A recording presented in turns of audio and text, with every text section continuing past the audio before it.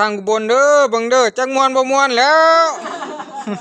มากินข้าวเด้อทุกคนเอ้ย แม่ว่าเพิ่นก็เลี้ยงดีเด้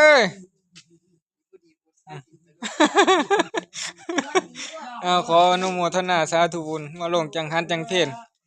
ขอให้เจริญในธรรมทุกประการเจริญมั่งคงในธรรมการอยู่การกินอุดมสมบูรณ์แล้วลูกหลานผู้ใดบ่อยากไปในทางผิดก็ขอให้กลับมาคืนทางที่ดีเป็นคนดีพ่อกับแม่ก็ภาคภูมิใจแล้วขออนุโมทนา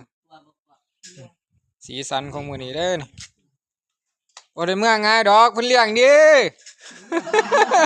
ญาติโยมเพิ่นเลี้ยงดีบ่ได้เมื่อง่ายดอก บ่ให้ไปแล้ว โอ้ย นี่ล่ะ เพิ่นว่า เข้าโรงเรียนเดี๋ยวอาจารย์ สาเข้าโรงเรียนแล้วอาจารย์ก้อยนี่แม่ออกถามหานี่ไปอยู่จังได บ่ให้กลับบ้านอุบลแล้วบัดเนี่ย ถามมึงเด้อเพิ่นสิให้กลับอุบลบ่ถามมึง บ่ให้กลับเลย สาธุอนุโมทามิ